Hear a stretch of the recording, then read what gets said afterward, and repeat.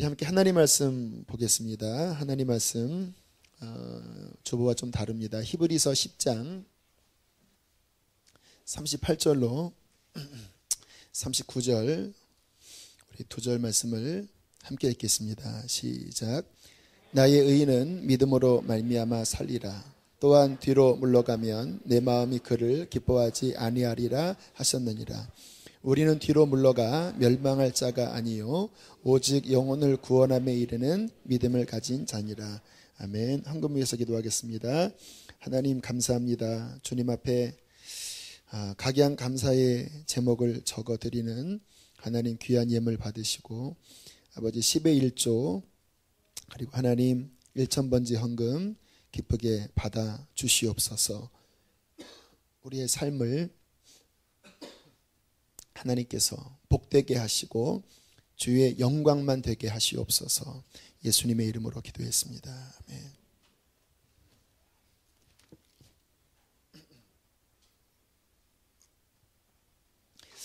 아멘. 이번에 아이들이 다녀온 경배와 찬양 학교는 벌써 제가 24년 전에 제가 영적으로 큰 영향을 받았던 그런 찬양 집회입니다. 그 인도하시는 하스데반 선교사님이 하용조 목사님 친동생이신데요. 20대 후반부터 그 경배와 찬양을 이제 이끄셨던 분이세요. 원래는 중국 선교사 이제 가시기 위해서 영국 유학하시고 이제 중국 가시기 전에 잠깐 한국에 들리셨었는데 그때 이제 형님이 온누리교회 담임 목사님이시니까 청년부를 한 6개월 정도 좀 섬기다가 이제 가시려고 그러셨대요. 근데 이분에게는 특별한 찬양의 기름 부으심이 있거든요. 정말 특별하신 분이십니다. 근데 그분이 이렇게 찬양하고 예배를 인도하고 청년들을 가졌는데 부흥이 일어난 거예요. 막 엄청나게 많은 청년들이 일어났고 그리고 이제 처음으로 찬양 집회를 합니다. 이제 공개적으로 한국교회에 광고를 하고 찬양 집회를 하겠습니다. 그렇게 열었는데 뭐 얼마나 오겠나. 왜냐면 그 전에 그러한 일들이 거의 없었거든요. 근데 찬양 집회 한다고 문을 열었는데 뭐 그 온누리교회 1층, 2층이 막 무너질 정도로 사람들이 모인 거예요. 그리고 예배를 드리는데 뭐 강력한 성령의 기름 부으심이 임하면서 이전에 경험해보지 못한 그런 예배의 영광이 우리 하스데반 선교사님의 그 집회 인도를 통해서 열려졌습니다. 그때가 1989년, 88년 후반부 89년 정도부터예요. 뭐 너무 이게 부흥하니까 스데반 선교사님이 이제 정리하고 중국에 가시려고 했는데 그 하용조 목사님이 너무 무책임하지 않냐. 이렇게 지금 하나님이 열어주셨는데 어디 가냐. 그래서 중국 선교사 포기하고 이제 한국 땅에 진정한 예배의 회복과 부흥 운동으로 이제 이분이 아주 굉장히 뭐 여러분들 아시나 아시지 모르지만 한국의 교회의 예배에 강력한 영향을 끼치게 되셨습니다. 저도 이제 89년부터 집회를 참여했는데 그 아주 강력한 기름 부으심이 지금 집회에서는 그러한 기름 부으심이 실은 별로 안 나타나요. 그냥 찬양은 하는데 그때는 그게 아니라 이 속에 있는 것들이 풀어지었습니다. 그러니까 찬양하면 막 그 통해가 터지고 그 영혼 깊은 곳에 묻고 있었던 어떠한 그 상처들, 쓴뿌리들이 그 집회 가운데 막 터져 나오고 막 치유되고 회복되어서 끝날 쯤 그 집회가 한 2시간 반, 3시간 되렸는데 끝날 쯤 되면요. 그냥 인위적인 기쁨이 아니라 진짜 자유함을 얻은 그 해방의 기쁨. 막 젊은이들이 막 춤을 추고 기뻐하고 하는 일들이 매주 목요일마다 그 서빙고 온누리교회에서 일어난 거예요. 그리고 수많은 사람들이 선교사로 헌신했습니다. 그때 선교사님이 그 항상 집회 말미에 인생을 하나님 앞에 선교사로 드릴 사람 손들라고 하면 거기에 그 강대영이라는 사람은 늘 손들고 내가 여기 있다고. 근데 손들어도 안 보내시면 또 안 보내시더라고요. 그랬었습니다. 제가 자주 갔어요. 집이 의정부였고 이청도까지는 1시간 반 거리이기 때문에 짧은 거리는 아니었지만 왜 갔냐면요. 이렇게 며칠 몇 주 지나면 영적으로 침체가 돼 버리는 거예요. 다운되는 거예요. 침침해지고 열정이 사라지고. 그래서 저에게 목요일날 경비와 찬양은 진짜 영적인 충전소였습니다. 그리고 목욕탕이었어요. 사막 같은 제 인생길에 아주 소중한 오아시스였습니다. 그 시간을 통해서 지금 저의 어떠한 영적인 아주 중요한 그 어떤 핵심이 실은 그 시간들을 통해서 제 안에 이렇게 새겨졌어요. 그 스데반 선교사님 안에 있는 그 영적인 DNA가 제게 굉장히 많이 깊이 자리를 잡게 되었습니다. 그 당시에 보면 찬양 인도자 중에 반 이상이 거의 하스데반 스타일이었습니다. 할렐루야 하면서. 지금은 흉내가 잘 안 내주는데 그때는 거의 그랬어요. 지금 우리 그 새벽 기도 끝나고 그 경음악 끝난 다음에 나오는 그 찬양이 그 스데반 선교사님 그 3집 한 91년도인가 2년도 그때 했던 그 집회 찬양인데 기름 부으심이 굉장히 강력해서 제가 뒤에다 넣습니다. 그런데 이제 그분이 한 지금은 25년 됐죠. 88년 9년부터 지금이니까 제가 그 첫 목회 나가기 전까지 30대 한 29살까지 한 10년간을 줄기차게 다녔었는데 목회를 나간 이후에는 제가 공주로 내려갔기 때문에 그 후에는 거의 가지 못하고 가끔 갔었어요. 근데 지금 벌써 25년 지났잖아요. 궁금했습니다, 제가. 뭐가 궁금했냐면 지금도 그 순수함을 스데반 선교사님이 간직하고 계실까? 왜냐하면 그 목요 찬양은 많이 좀 이렇게 죽었더라고요. 그리고 여름 겨울로 이렇게 찬양 학교를 중점적으로 열고 계신데 우리 선교사님의 그 주님만 바라보는 영성 무서운 분입니다. 순교자의 영성을 갖고 계셔요. 이번에 학생들도 알지만 그 하나님 앞에 제대로 찬양하지 않으면 못 견디는 분이에요. 그 불같은 그 순교자의 영성, 십자가의 길이 그분이 지으신 거잖아요. 그 하나님을 향한 그 정말 어떻게 주체할 수 없는 그 열정과 순수함, 순결함 지금도 과연 지키고 계실까? 그 의문이 제게 든 이유는 뭐냐면 많은 하나님의 사람들이 성령으로 시작했다가 육신으로 끝나는 경우가 의외로 많아요. 참 안타까운 일이잖아요. 불같이 시작했는데 수처럼 식어서 마지막에는 참 인간 냄새 나고 또 참 오히려 그 손가락질 받고 그렇게 마무리되는 분들을 많이 봐왔기 때문에 어떤 분이 저에게 그러한 질문을 한번 했습니다. 제가 2001년 그리고 2002년, 2003년 저 경기도 안성에서 개척교회를 했을 때 사람은 적었지만 하나님이 많은 은혜를 주셨고 그때 어떤 한 분이 믿음이 없다가 자매인데 신앙이 생긴 분이 계셔요.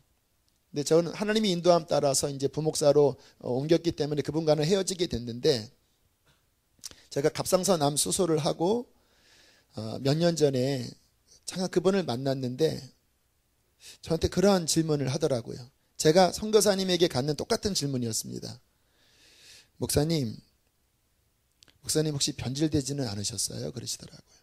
깜짝 놀랐고 왜요? 그랬더니 아니 다른 건 아니고 그때 그 2002년 3년도에 가졌던 그 마음이 지금 큰 교회에서 배부르고 또 좋은 환경 속에서 편안하신데 그때 가졌던 중심을 지금도 갖고 계셔요? 그렇게 질문을 하실 때 좀 뜨끔했습니다. 내가 정말 갖고 있나? 나와보니까 갖고 있더라고요.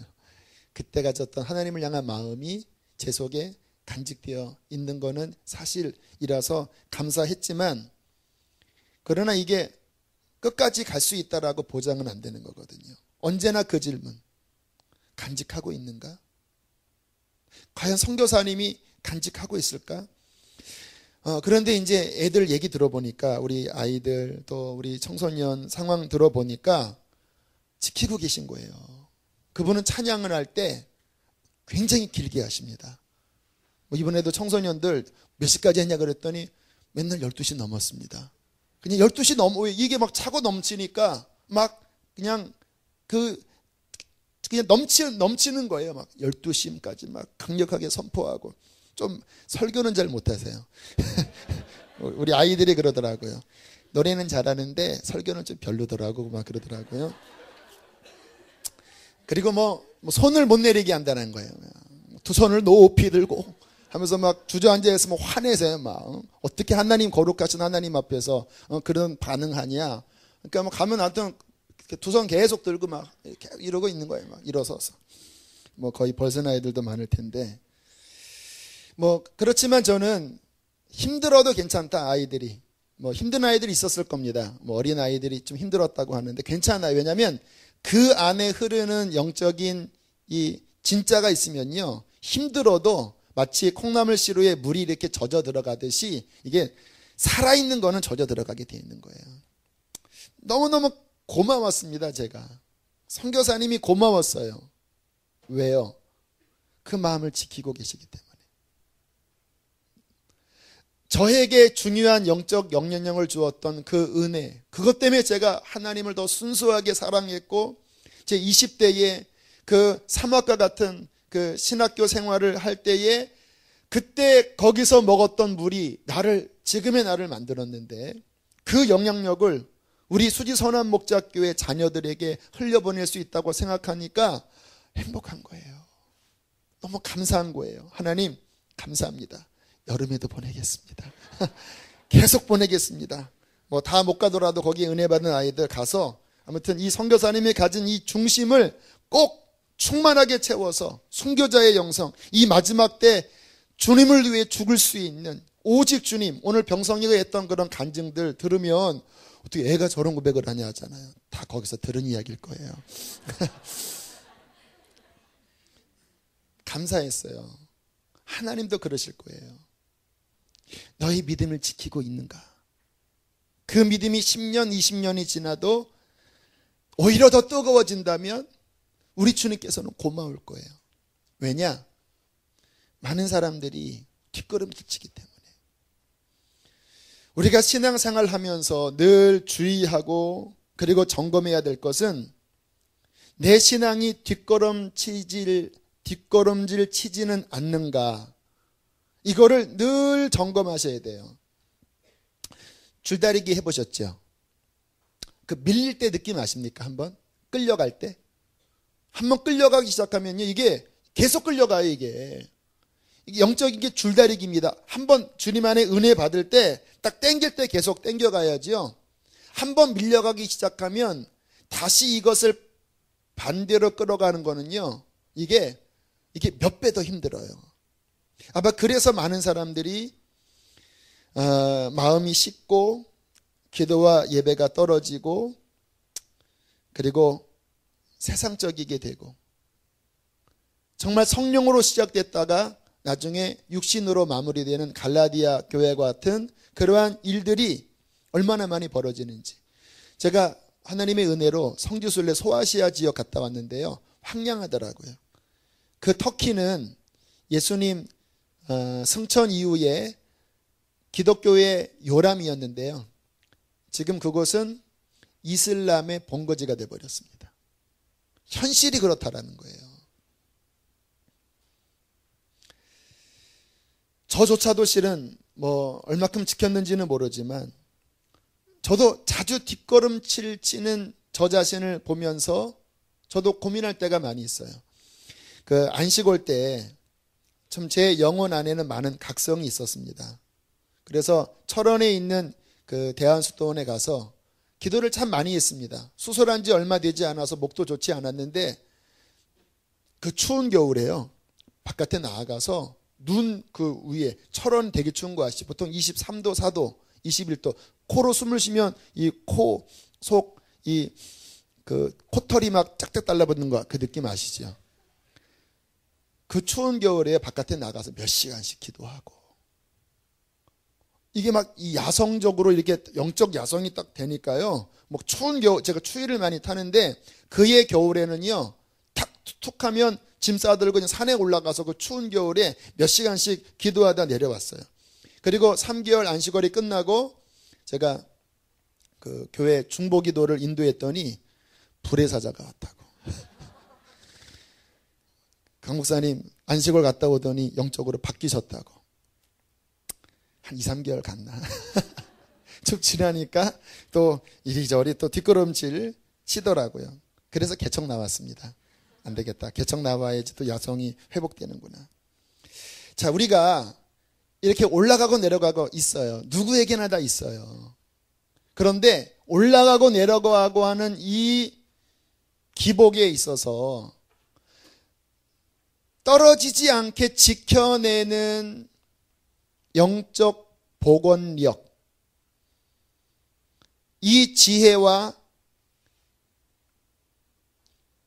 여기에 대한 관심과 그것을 이겨낼 수 있는 영적 복원력이 있어야지만 우리는 끝까지 신앙을 지켜낼 수 있습니다.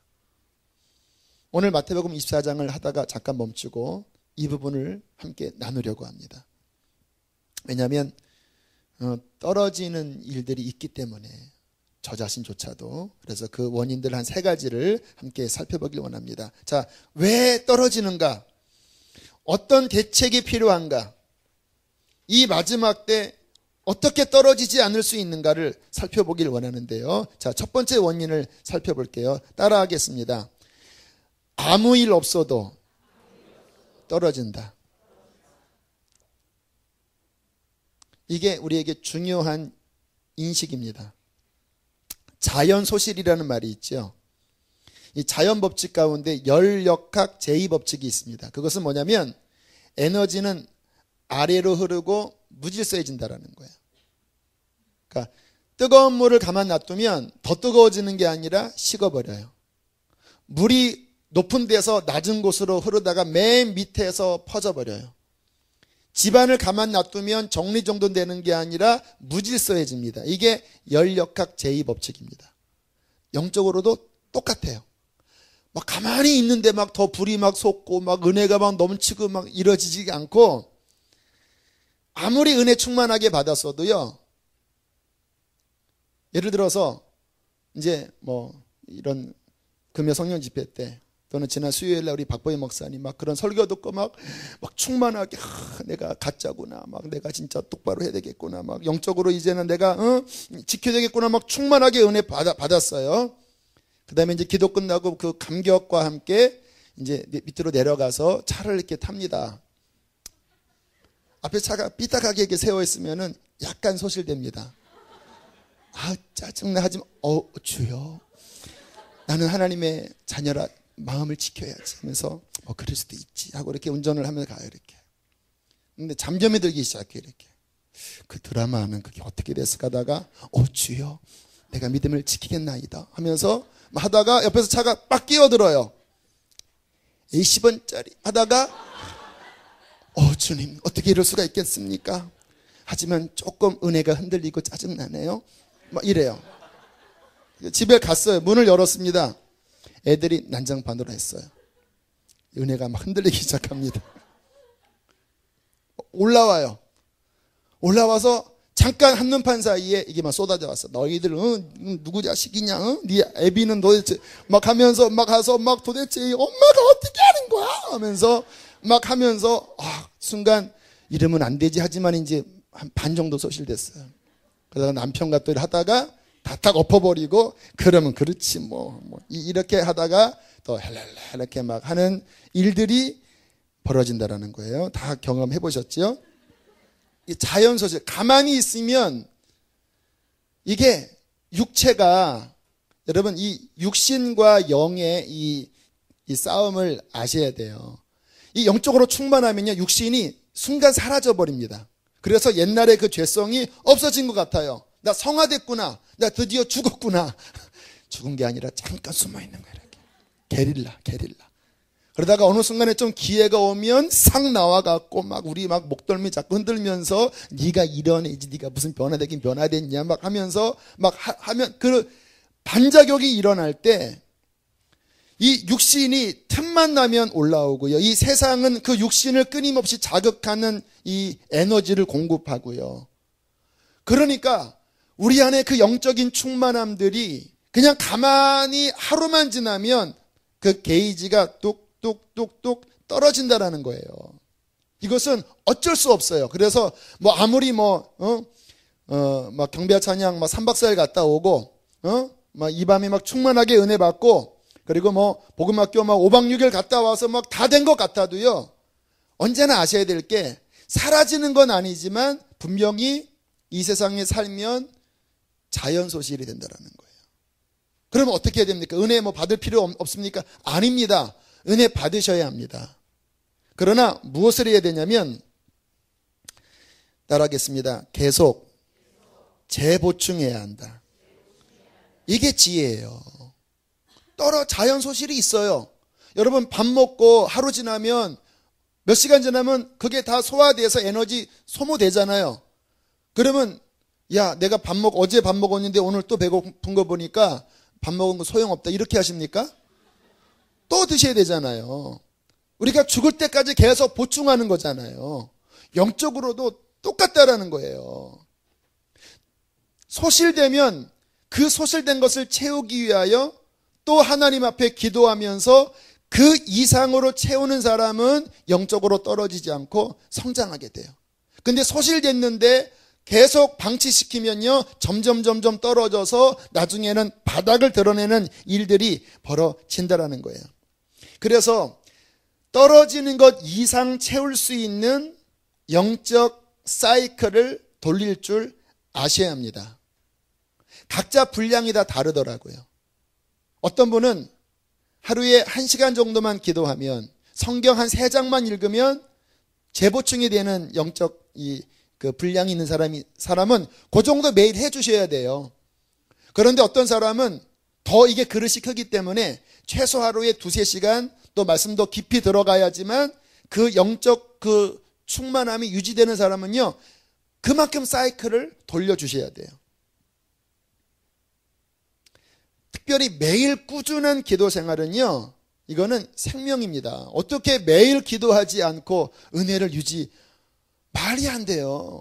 유지 못한다라니. 이 세상이 얼마나 우리를 육신적으로 공격하는데 매일 기도하지 않고 그 나를 떨어뜨리게 하는 그것들을 계속 재보충하고 물리치지 않고 어떻게 유지가 돼요?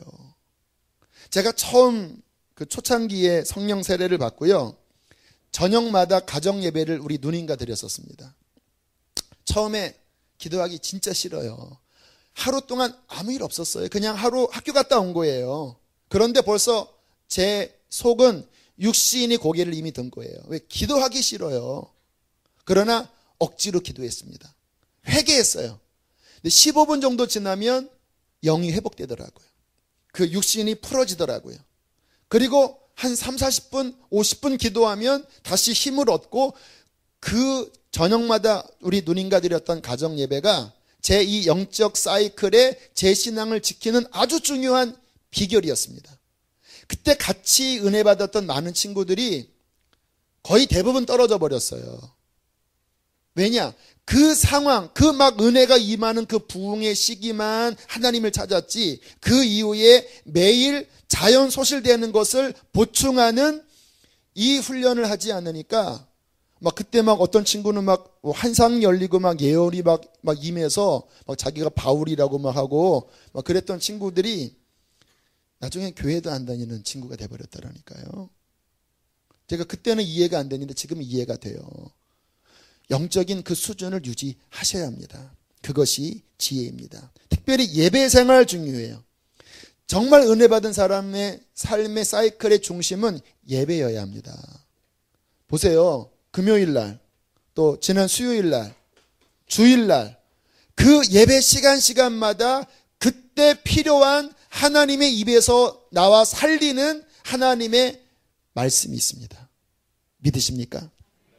제가 그 목요일마다 경배와 찬양 경배와 찬양 집회를 간 이유가 뭐냐면, 그게 제 영혼의 중심이 되어서 그 시간을 통해서 제가 풀어졌었거든요.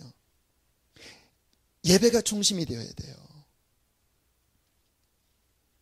예배가 중심이 안 되면 그 자리에 반드시 세상이 들어옵니다. 그러면 반드시 떨어지기 시작하고, 그리고 처음 가졌던 열정이 사라지게 되는 거예요. 자, 두 번째. 자, 무엇이 우리를 영적으로 소실시키나? 죄입니다, 죄.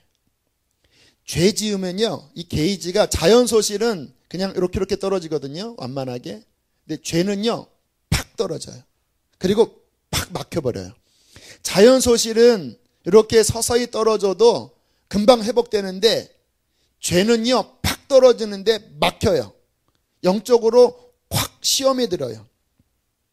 그래서 이 은혜 받을 때 옛날 그 부흥 집회 보면 꼭 마지막 날 강사님들이 주의했던 게, 꼭 내려가면 당신의 가장 연약함의 그 시험거리가 있을 거다.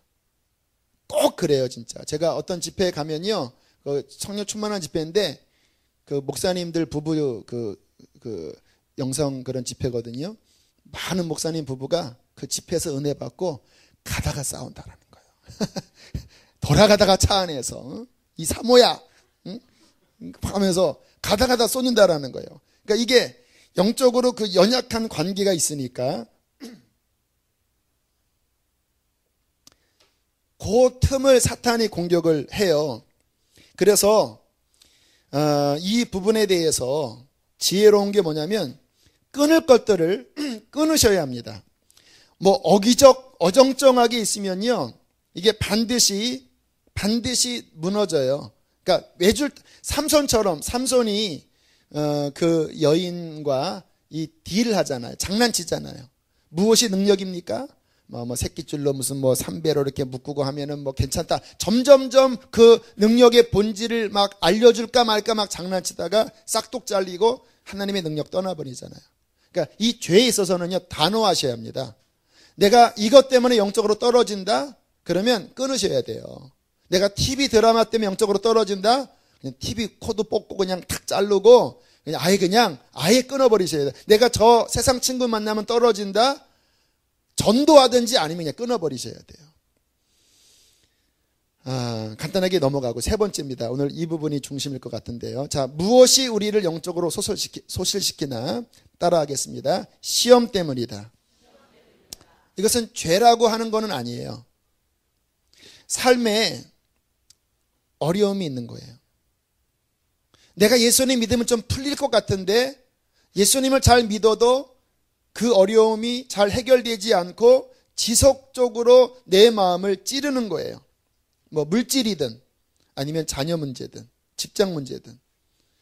그런데 그 끈질긴 싸움 때문에 자꾸 염려하게 되고 근심하게 되면서 내가 영적으로 번민하기 시작해요. 그런데요, 사람이 그냥 이 자연적으로도 근심을 하면 이 에너지가 굉장히 많이 소실된대요. 그래서 근심 많이 하면요, 너무너무 하루가 힘들어요. 그렇죠? 근데 영적으로도 그래요. 왜 주님께서 근심하지 말라고 말씀하시냐면, 근심하면 영적으로 굉장히 손실이 커져요. 그리고 이 심령이 상해버려요. 그래서 그게 자꾸 반복이 되면 이게 낙심이 찾아오는 거예요. 야, 믿어도 소용이 없나 보다. 기도한 게 무슨 의미가 있냐. 내가 이렇게 하나님 잘 믿으려고 하는데 하나님은 나 사랑하지 않나 보다. 이 낙심이 찾아오면서 점점 마음이 무너지는 것. 그렇게 마음에 절망이 찾아오면요, 영적으로 심각한 침체에 빠지는 거예요. 오늘 이 부분에 관련된 분들이 아마 많이 계실 겁니다. 왜냐하면 갑자기 설교 본문이 바뀌었습니다. 그러한 분들이 많이 계시다라는 거예요. 네가 지금 힘든 어떠한 일 때문에,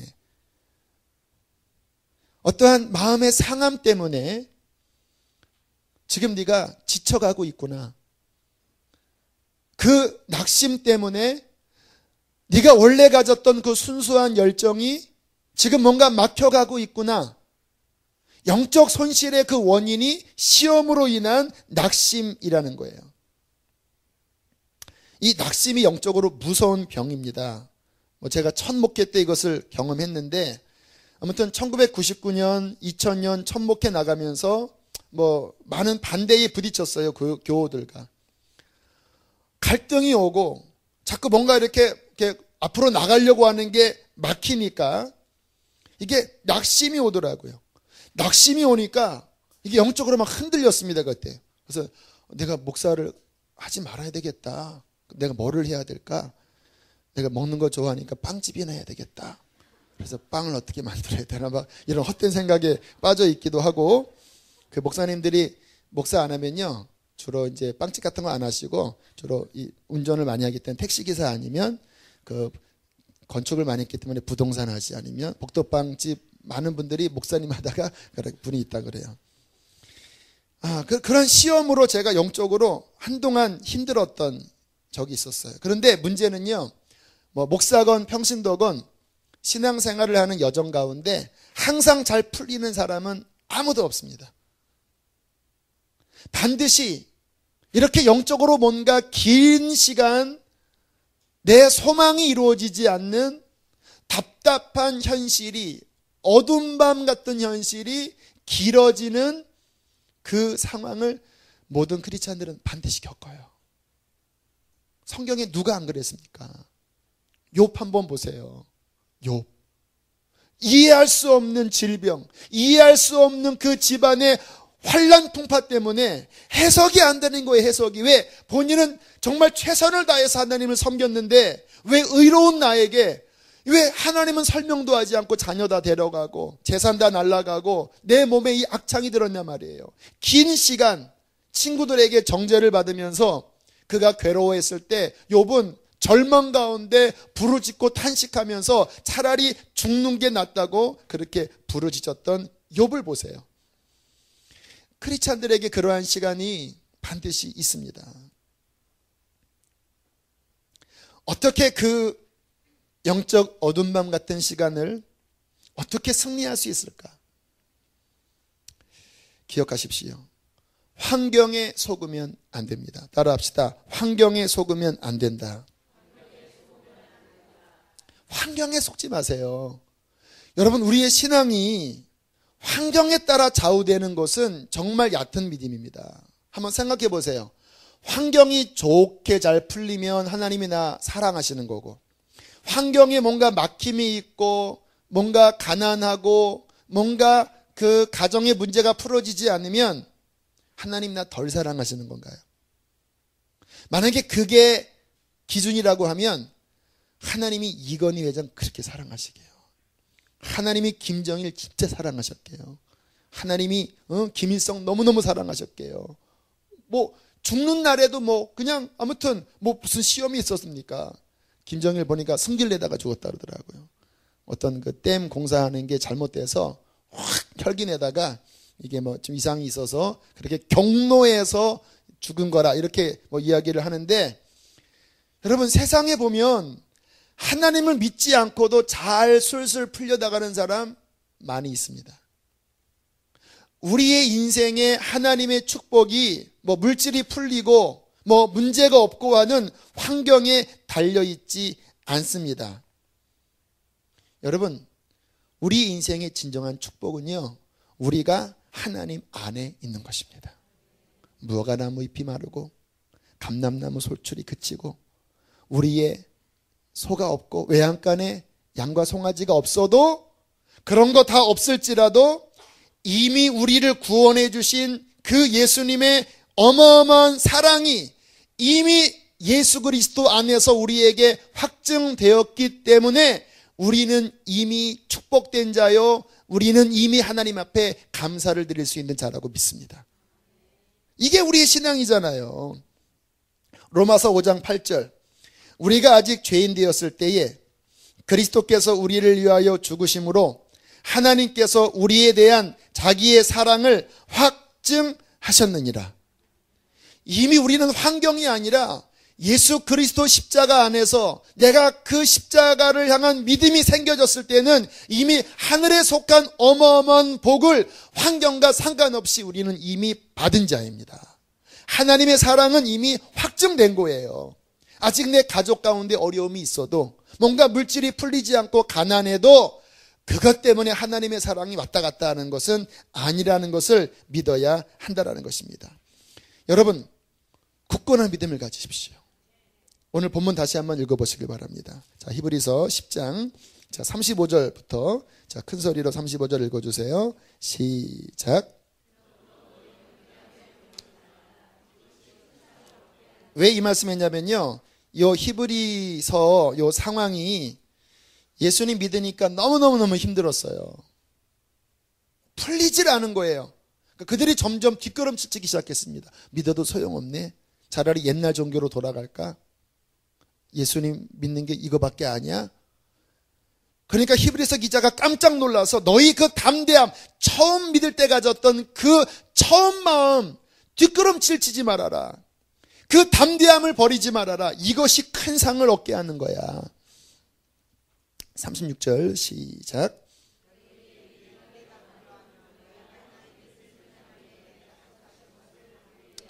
하나님의 약속이 이루어지기까지는 시간이 걸린다. 그래서 우리에게 무엇이 필요하냐고 말씀하십니까? 인내가 필요하다. 인내가, 믿음의 수많은 선진들이 얼마나 긴 인내 속에서 하나님의 약속을 받았느냐. 뒷걸음질 치지 말아라. 인내가 필요하다. 하나님을 향한 믿음, 굳건한 믿음을 가져야 한다. 38절 읽겠습니다. 시작.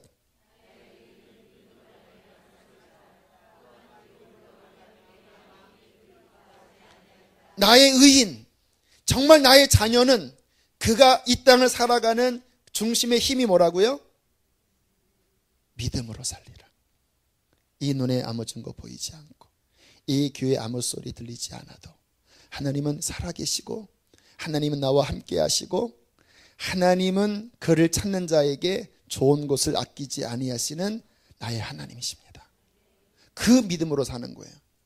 글쎄, 오늘 제가 이 말씀을 전하는 이유가 저에게도 주시는 말씀일 것 같아요. 이번 주에 화요일 날 기말시야, 수요일 날 설교 준비가 안 돼서 실은 영상을 봤는데, 그것도 하나님이 보라고 해서 많은 분들 은혜 받았고, 또 요즘 새가족이 많아서 계속 신방이 화요일 날은 저녁 9시 기말시야 끝나고 또 새벽 설교 준비하고 저녁 9시에 신방 갔다가 10시 반에 오고, 다음날 또 새벽 설교하고 또 집에 못 가고 또 기말시야 하고, 수요일 날 하고, 또 어저께 또 신방 갔다 오고 또 네이버 또 집회 끝나고 또 새벽 이렇게 하니까 좀 이렇게 지친다라는 마음이 들어서, 오늘 설교 준비 끝나고 전도사님들과 또 회의 끝나고 무릎 꿇고 기도했으면, 하나님, 힘들어요. 제가 사람들 앞에서 창조주 하나님이 저 돕는다고 그랬는데 하나님 힘들어요 지금 저. 사람들한테 힘들다고 얘기 못 하잖아요. 주님 어떻게 해요? 근데 주님께서 주의 음성이었나 모르겠어요. 내게 업혀라 그러시더라고요. 내가 너 업고 갈게. 그래, 주님 그럼 업어주세요. 그래서 약간 이제 좀 부끄럽죠. 업어주세요. 근데 그 순간에 마음이 확 회복이 되더라고요. 이게 내가 가는 게 아니라 주님께 업혀간다. 그래서 오늘 이 자리에 섰어도 저는 지금 엎혀 있는 거 아십니까? 이렇게 주님이 이렇게 업고 계십니다. 이렇게. 나의 의는 믿음으로 말미암아 살리라. 내가 너와 함께한다. 내가 네 기도 소리 듣고 있다. 저가 뒤로 물러가면 내 마음이 그를 기뻐하지 아니하리라. 뒷걸음질 치지 말아라. 너희 처음 가졌던 그 순전함, 그 열정, 나를 향한 마음, 뒷걸음질 치지 말아라. 글쎄, 우리 교회 처음 분리개척하고 좀 한 1년쯤 지나서 몇몇 분들이 지금 많은 사람들이 마음이 처음 마음에서 잃어버렸다고 주께서 말씀하십니다. 그런 이야기를 듣고 곤혹스러웠습니다. 그렇다고 사람 불러놓고 혼낼 수도 없고, 근데 그런 이야기들을 했어요. 참 곤혹스러운 이야기예요. 뒤로 물러가면 내 마음이 그를 기뻐하지 아니하리라. 주의 음성입니다. 뒤로 물러가면 일단 멈추세요. 더 이상 물러나지 않으리라. 나 지지 않으리라. 그리고 다시 앞으로 나가십시오. 정 힘들면 업어달라고 그러세요. 강 목사는 하나님 아들이고 나는 조카입니까? 뭐 그러세요. 괜찮아요. 너도 아들이다. 너도 딸이다. 너도 업혀라. 나 삐질 것 같아요, 주님. 저분만 사랑합니까? 나는 서자입니까? 막 이렇게 하시면 돼요. 자, 39절 함께 읽겠습니다. 시작. 뒤로 물러가 멸망할 자가 아니요 오직 영혼을 구원함에 이르는 믿음을 가진 자니라. 할렐루야. 뒤로 물러가면 망해요. 그 전 번역에서는 침륜에 빠질 자가 아니요. 뒤로 물러가면 침륜에 빠져요. 침체돼요. 우리는 그러한 자가 아니라 영혼의 구원함을 이루는 펄펄 살아 움직이는 순교의 칼날 앞에서도 결코 뒤로 물러설 수 없는, 나를 구원하신 그 하나님의 사랑 안에서 결코 포기할 수 없는 그 굳건한 믿음을 우리는 가진 자입니다. 이 믿음 가진 자가 끝날에 승리할 것입니다. 저는 제가 말씀 전할 때마다 늘 순교를 생각하고 마지막 때를 생각해요. 그때가 되면 정말 믿음이냐 순교냐, 예수를 택하겠느냐 편리함을 너희 먹을 거를 택하겠느냐, 항상 이제 그 상황이 가는 거거든요. 그때 지금 제가 드리는 이 믿음을 붙잡는 자만이 이 마지막을 찬란한 순교로서 하나님 앞에 영광 돌리게 될 것입니다. 1920년대에 중국이 공산화되기 전에 중국에 이제 많은 교회들이 있었습니다. 그때 한 마을에 크리스찬들에게 하나님이 비전을 주셨습니다. 너희들이 서쪽으로 복음을 전해서 예루살렘까지 가면 주님 오신다. 너희들 백투 예루살렘, 그게 처음 나왔습니다. 1920년대 예루살렘까지 가라. 그래서 25명의 지도자들이 이제 중국 광활한 대륙이잖아요. 계속 실크로드를 따라서 이제 중국 본토를 지나 복음을 전하고 이제 중앙아시아를 지나 예루살렘까지 가려고, 그 엄청난 꿈이었죠. 국경 지역까지 갔는데 그때가 1948년 9년 공산혁명이 그만 일어나고 말았는데 국경에서 공산당들에게 붙잡힌 거예요. 너 반역자들이지. 결국 그들 전체가 다 감옥에 갇히게 되었고요. 그 가운데 한 명 빼놓고 24명이 다 감옥에서 순교해버리고 말았어요. 거기에 시몬 자오라고 하는 분이 끝까지 생명을 유지했는데, 그분은 기적같이요, 진짜 막 고문당하고 막 별의별 어떤 어려움이 와도 하나님이 그 생명을 지켜주셨습니다. 추운 영하 몇십 도의 추운 겨울에 옷 벗고 나가서 서 있게 하면요, 막 땀이 나고 이 주변의 얼음이 다, 그 눈이 다 녹을 정도였대요. 그 사람들이 막 이건 기적이니까 40년 동안 그 모진 박해 가운데 시몬 자오만 살았어요. 그런데 40년 동안 그에게 면회온 사람은 아무도 없었대요. 결국 1988년 40년의 옥고를 마치고 72세에 감옥에서 나왔을 때에는 이미 몸도 다 만신창이고 더 이상 예루살렘을 향하여 갈 수 없는 절망적인 자신이었습니다. 시몬 자오가 하늘을 향하여, 주님, 1920년대에 우리에게 주셨던 그 비전은 뭡니까? 백투 예루살렘. 주께서 말씀해 주셔서 가다가 국경도 못 넘고 다 죽고 나만 남았는데 나는 더 이상 움직일 수 없는 사람입니다. 얼마나 절망스러웠을까요? 40년간 그 비전은 다 어디로 갔어요? 그런데 그 시몬 자오가 나왔다라는 소식을 듣고 그 중국의 지하교회의 몇몇 청년들이 하나님이 당신에게 주신 그 이야기를 좀 해주십시오. 그래서 간증을 했대요. 그리고 더 많이 모인 그 지하교회 그 형제자매들에게 하나님이 주신 백투 예루살렘 꿈을 이야기했더니 이 비전을 받은 중국의 수천만의 지하교회 형제자매들이 서로 손을 들면서 제가 그 비전을 이어받겠습니다. 제가 예루살렘까지 가겠습니다. 수없이 많은 그 꿈을 받은 사람들이 일어난 거예요. 지금 중국 지하교회는요, 그 엄청난 크리스찬들이 선교 준비를 하면서 중국 경제가 부흥한 것도 다 연관되는 거예요. 이 힘을 가지고 중앙아시아를 지나서 이제 예루살렘까지 진격하려고 하는 그 비전으로 충만합니다. 그 비전이 중국에만 간 게 아니라 한국에도 왔잖아요. 백투 예루살렘 많이 들어봤지요.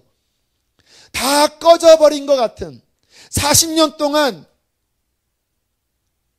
헛된 꿈과 같았던 그 시간을 하나님께서 한 명을 생존시키시고, 인간으로서는 상상할 수 없는 하나님의 시간과 하나님의 방법에 주께서는 그 꿈을 펼치시고 또 이어가고 계십니다. 사랑하는 교우 여러분, 우리의 믿음은 결코 부끄럽게 되지 않을 것입니다. 처음 가졌던 마음을 끝까지 붙잡고 승리합시다. 우리를 향하신 하나님의 사랑은 결코 변치 않을 것입니다. 그 사랑을 믿고 오늘도 믿음에 굳건하게 서서 지치지 말고 믿음의 발걸음을 내디딜 때에 주님께서 우리에게 두 팔을 벌리시고, 그래, 지치지 말고, 그래, 뒤로 물러서지 말고 너희의 그 불굴의 믿음으로 나의 말에 순종하여 한 걸음 한 걸음 이 천성의 골라인까지 달려와라. 끝날까지 승리하는 여러분 되시길 축복합니다. 제발 뒤로 물러서지 말기를 주의 이름으로 축복합니다. 함께 시간 찬양하고 기도합시다. 보라, 너희는 두려워 말고, 보라, 너희를 인도한 나를, 보라, 너희는 지치지 말고, 보라, 너희를 구원한 나를. 우리 주님을 바라보면서 다시 한번 담대하게 일어나 주님과 함께 이 길을 걸어가기를 축복합니다. 할렐루야. 보라, 보라,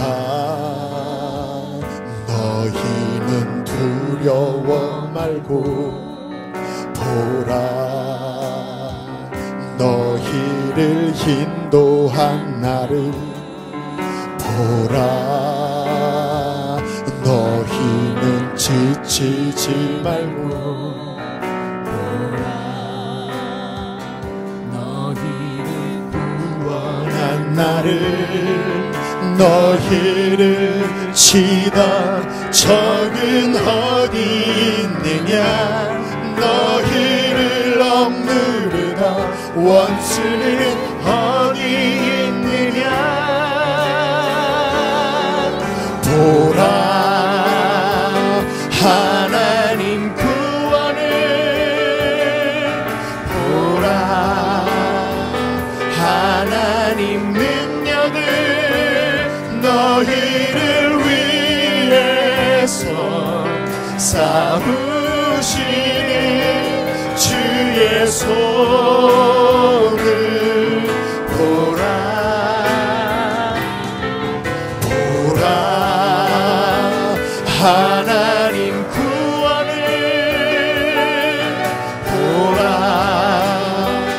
하나님 능력을, 너희를 위해서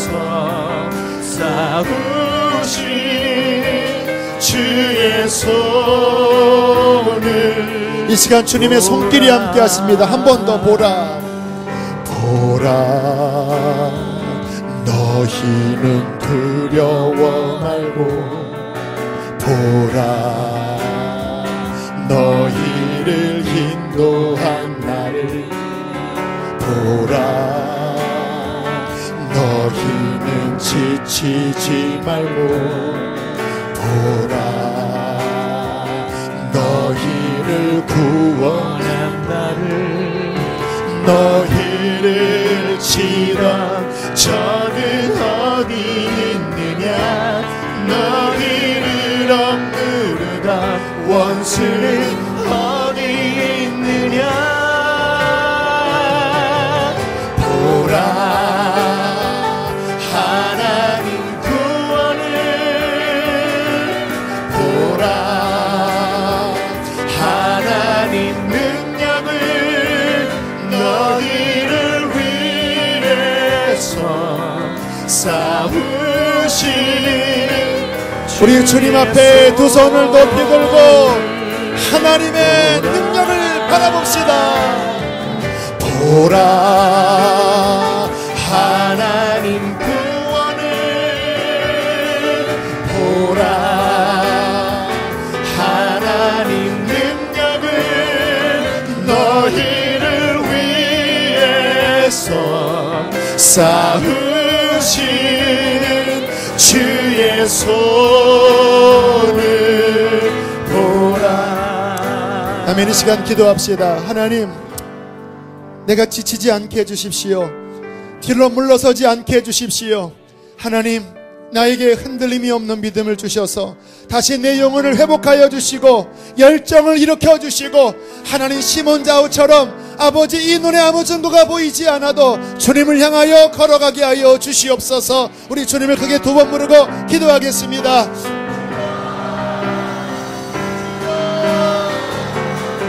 할렐루야, 할렐루야, 할렐루야.